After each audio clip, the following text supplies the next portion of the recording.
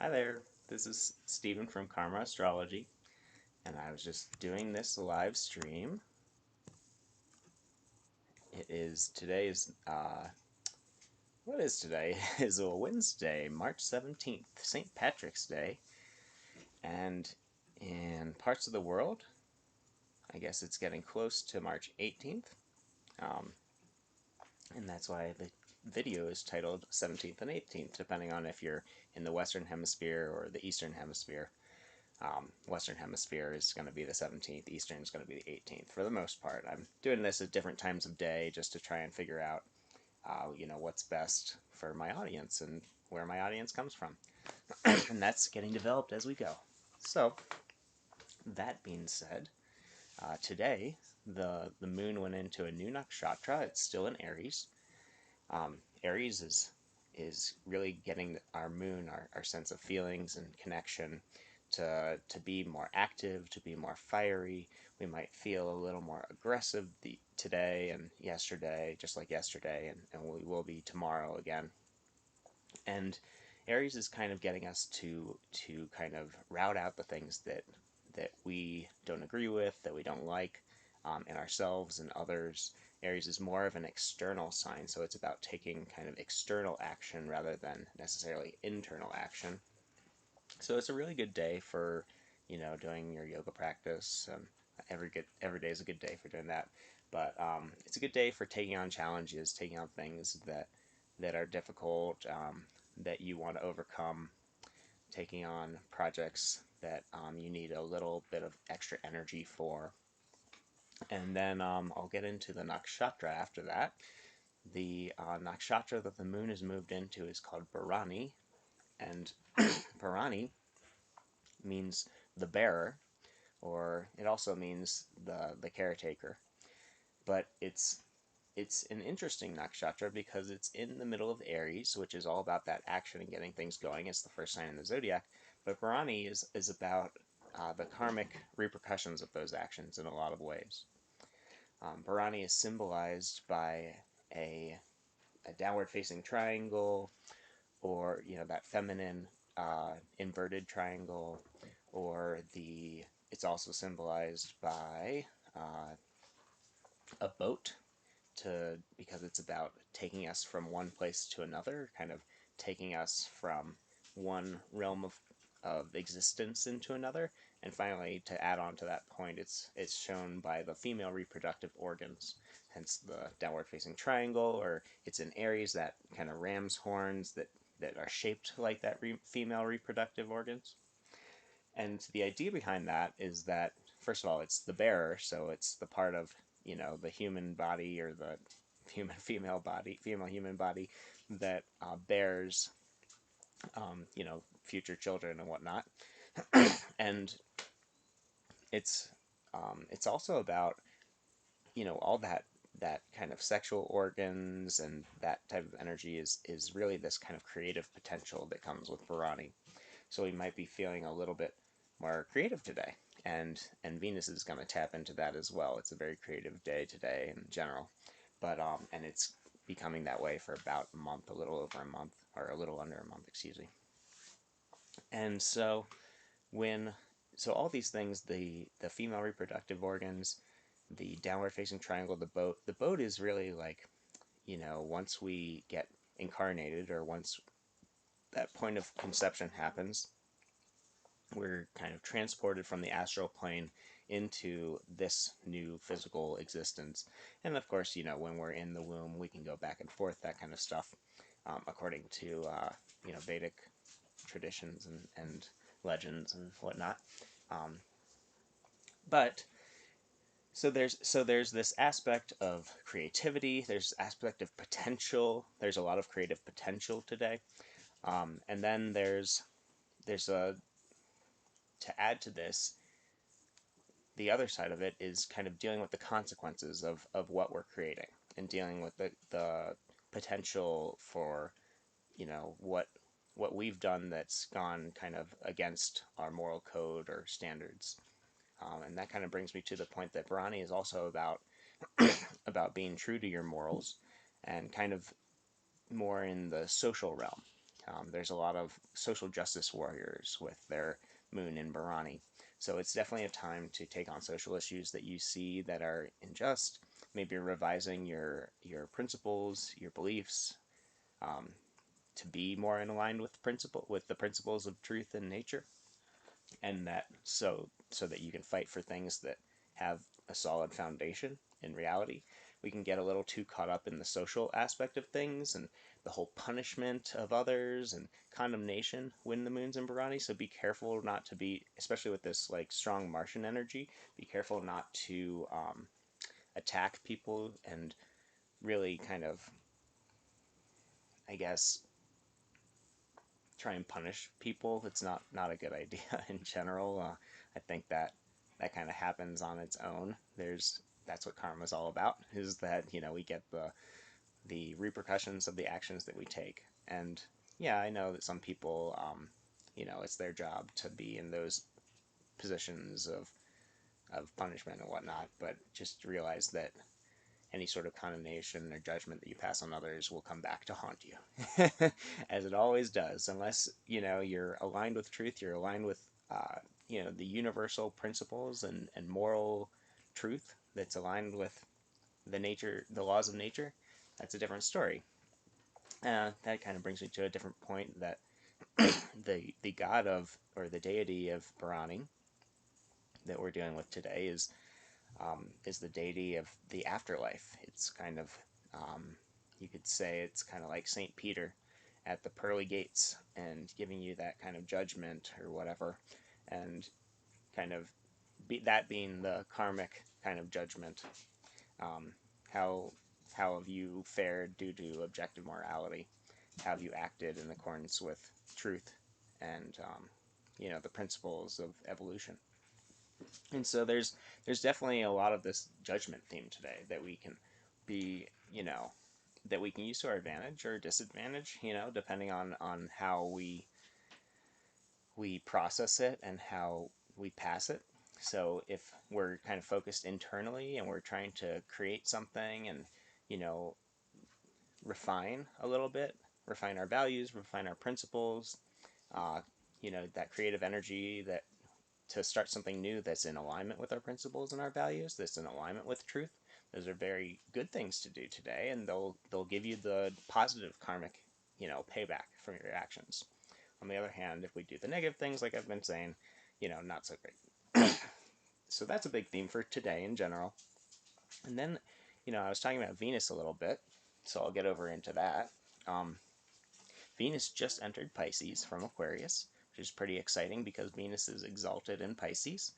Not like it wasn't great or anything in Aquarius. It's very friendly to Saturn, and so it's actually a pretty nice sign for it. But being in Pisces is even a little better.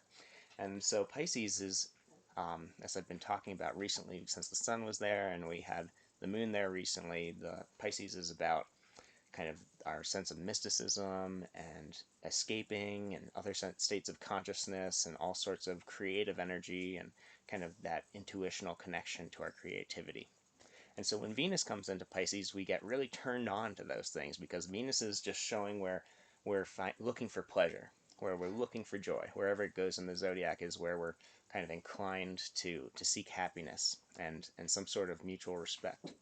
So Venus in Pisces, since Pisces is about all these other states of consciousness and deep kind of levels of emotions that are, um, I would say, more. It's just more in the mystical realm, more in the ethereal realm, more in when we are daydreaming. Those kinds of experiences are very Piscean. So we might be more attracted to doing those things, to being more creative in those ways, and to really like enjoy our sense of creativity and get a lot of joy out of this infinite wellspring that comes from other dimensions. The world that we live in, this 3D incarnated existence, is is just a temporary little tiny blip. It's like the visible spectrum is only this little tiny little spectrum in the full range of visible light, or in the full range of light. the visible spectrum is just a little tiny blip in that, just like the auditory spectrum for humans, just like, I'm sure our sense of smell, and all these things are just this little tiny blip of the totality of existence. So there's so much more. It's like the antimatter and dark matter. There's so much more that's not in the physical world that we can tap into by getting into deep states of single pointed focus, deep states of concentration, that is, and connecting. Pisces also deals with different substances that you might take, like pot or something, or alcohol, or something that gets you to escape mentally. Alcohol, not quite as much, but more in the realms of the hallucinogenic kind of aspects of drugs, I guess. And um, that, those, when we do those experiences, when we use those experiences with hallucinogens and whatnot, we're gaining this perception into other states of consciousness. When we're in this deep meditative state, when we're in our yoga practice and we're in shavasana at the end, and we just whew, everything just kind of disappears. You're out of touch with your physical senses, but you're totally in touch with your Piscean senses, your senses beyond this realm. So Venus coming into Pisces, and it's going to be there for a few weeks now. It's really exciting because it gets us to enjoy those things a little bit more. And when Venus is, the meaning of Venus being exalted here means that it's a very healthy form of enjoyment. This is where we should be looking for pleasure and joy in our life, because when we're able to find it, when we're isolated in other states of consciousness, when we're able to find joy and pleasure and happiness, excuse my cats, but when we're able to find those things in, I might have to break up this little tussle, but I think they're okay. When we're able to escape, when we're able to get into other states of consciousness, then, and find pleasure there, find a joyful place, find a happy place, go to your happy place, or be alone, really, from the physical point of view. We might not be alone because we might be visiting friends and family and spirit guides and in the spirit realms and other interdimensionals and all sorts of fun people and beings, I should say. That's, if we can find happiness there, then we don't even need to look for happiness in the external world. Once we have happiness in the internal world, in that kind of expansive, ever-expanding space of Pisces land, this our imagination, then we can be happy no matter what we're doing in life, because we can always be there. Even if we're going around in our day-to-day lives, it's kind of like when you finish your yoga practice or a good workout, and you're just feeling that post-yoga bliss, that post-workout bliss, that post-run bliss, and nothing could ruin your day at that point. It's just everything's gravy. And that's really like where we should be looking for happiness, and those types of internal experiences. And then we can invite, our friends and family and partners, loved ones, into those experiences, or kind of connect with them. That's why yoga is so great. That's why group, uh, experiences are so wonderful. And especially when we're able to find a supportive and loving group that allows us to feel safe and protected and secure, like we are in the womb, Bharani themes, when we're in other states of consciousness, when we're in other, realms of existence, and when we're in deep isolation with other people. So if we can find happiness there, if we can find joy there, then we can find it anywhere, which is a really, nice prospect in my mind. Now, on the other side of things, since Venus is kind of this, how do we get along with each other, social interactions and joy and pleasure and happiness, we're going to go over to the Mars side, like I kind of started off with Aries, and I'll just talk a little bit more about Mars as it gets very close. It's almost 5 degrees. You can see in the top, yeah, I guess right there. That's kind of cool. That Mars and Rahu, the north node of the moon, are getting ever closer by the day, minute by minute, in well, I guess degree by degree, right? And so they're almost within 5 degrees, which is kind of a tipping point of a conjunction. It's really getting close, very, very close. And Mars is our sense of fighting and our ability to protect ourselves and the ones that we love from the things that we perceive to be weakening us. It's also, emotional protection of ourselves and our loved ones. It could be an aggressive form of protection where we're taking proactive action against those that we, feel are kind of attacking us, attacking our freedom, attacking our liberty, attacking our principles and our ability to do what we want, to make our own choices and to live our own lives. And so Mars is kind of getting closer to this north node, which is about our obsessions and where we want to drop, where we're focusing our energy on. And so we really kind of obsess over it. We kind of obsess over whatever Rahu's around in the chart. And so we're obsessing over Mars. We're obsessing over this kind of aggressive energy and this need to take action and kick ass and take names. Now they are in Taurus, which is a Venus ruled sign, which is about kind of all the senses and everything. So we might be taking no prisoners when it comes to feeling good. You're gonna have your best damn meal right now, and or maybe you're gonna cook the best meal of your entire life right now. But and or you're gonna aggressively go after what you're passionate about, what brings you a sense of pleasure and joy, and what you're working towards. There's a lot of this kind of fiery energy around this Taurus, which is about like building things slowly but steadily, building things that people can appreciate, people can enjoy. So we might be like really passionate about our crafts, if you're a glass blower, or if you do some sort of hobby, or you're a professional. You just might dive into your profession right now and really enjoy it. And especially as Moon kind of comes up, you can see Moon is that way.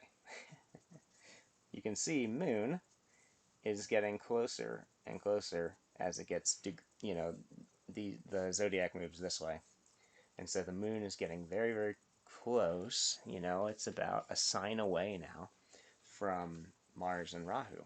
And as the Moon gets closer, we'll get more sensitized. We'll feel it more. We'll be emotionally connected to it more, and or drawn to it. So be wary, or beware. Not wary. That's the right word. Beware of this kind of growing intensity, this growing passion, this growing desire to fight and argue.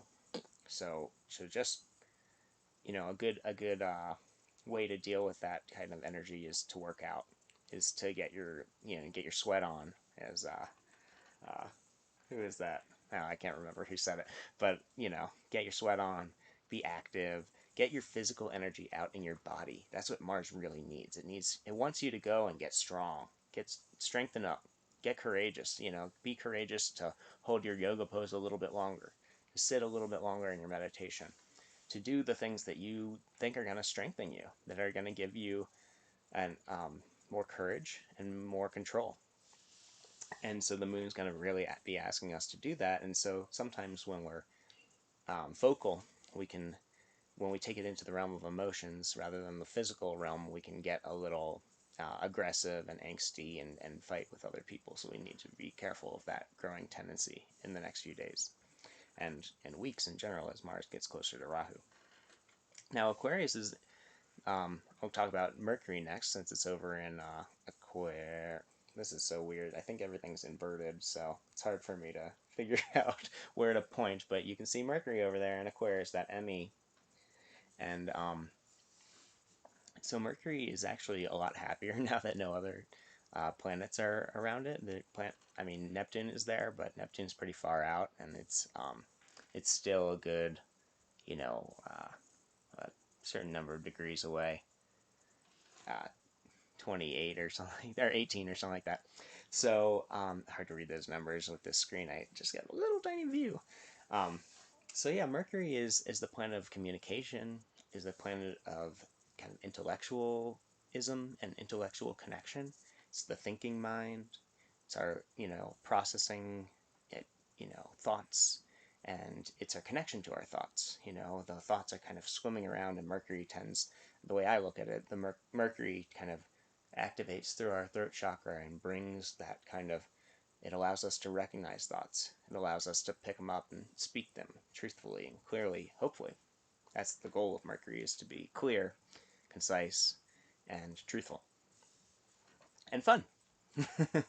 So when Mercury's in Aquarius, we, like it is now, like it's been for the last little bit, Aquarius is about kind of culture and society, these big pictures, ideas, and like science and things that are going to outlive us. And it's also an air sign itself, so it kind of doubles down on that ability to communicate a little more effectively. We might be communicating a lot just in general because it's a fixed air sign, so we kind of get fixated on that communication aspect, especially when Mercury is here alone. And so there's a tendency to speak fast, speak a lot, like I'm doing right now. A lot of information that you're probably downloading if you're watching this. And so just be, know that you can use that to your advantage by thinking about things a little more clearly. You can your brain's a little more powerful right now. Your speech um, is a little more clear right now, despite how I might be communicating right now. Still kind of getting in the swing of this and figuring out how to explain all this is a new thing. So it's a good time for me to figure out a little bit of a better structure and how to explain these things so you can understand them. And if you have any comments, questions, concerns, feel free to leave a comment in the video, and if you're enjoying this video while I'm saying that, hit the like button, please, so I can get a few more people in here. Maybe we can get more interaction, some subscribers. Hit that subscribe button if you're liking it, and then yeah, so basically Mercury, we're thinking about these big picture ideas where we can conceptualize things a little bit better right now. So use that to your advantage.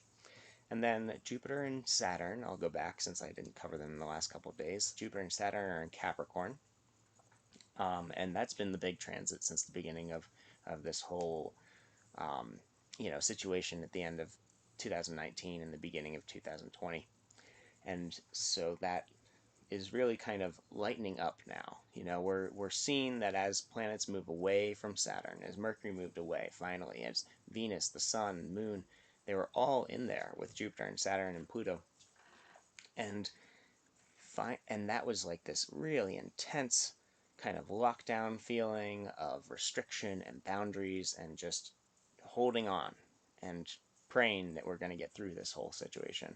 And now that all those planets are kind of moving away and Jupiter's finally moving away from Saturn, that conjunction was so intense that we're seeing these lockdowns ease up, at least in the US. I know in other countries around the world too, I'm sure people are more are just ready to come out of it. People are ready to move on. They've learned the lessons, a lot of the lessons they need to learn, but there's still time. There's still, I think a month or two until Jupiter gets out of there and Saturn will be in for another year. So there's going to be more lessons around our boundaries and our behavior and how we're able to commit to certain boundaries that are safe and effective for us, and learn kind of what's not safe and effective for us, and how to find the right boundaries, because it's not just about having all of the boundaries, it's about having the correct ones that make sense, right? And so Mercury in Aquarius is going to help us with like that rationale and that reasoning. Right now we're kind of seeing what does work scientifically, what doesn't work scientifically, what is the truth, what isn't the truth with regards to the science, and we're able to apply that into our lives individually and hopefully and collectively.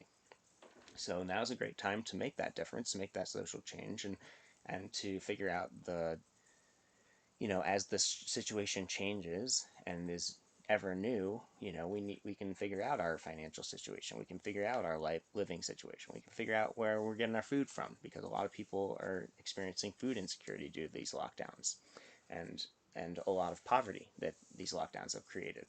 So there's a lot that needs to be worked out with regards to this stuff, and I think with these planets getting further away from that Capricorn lockdown sign, we're able to have a little more relief, get a bigger, broader perspective on the matter, and a clearer one at that. So there's a lot of hope in that. There's a lot of potential for positive change, and hopefully people pick up on that and wise up. And that's pretty much it for this day. yeah, it looks like nobody's here, so I'm just gonna say peace and love, and leave me a comment. Hit the like if you like this, subscribe if you liked it, and I'll catch you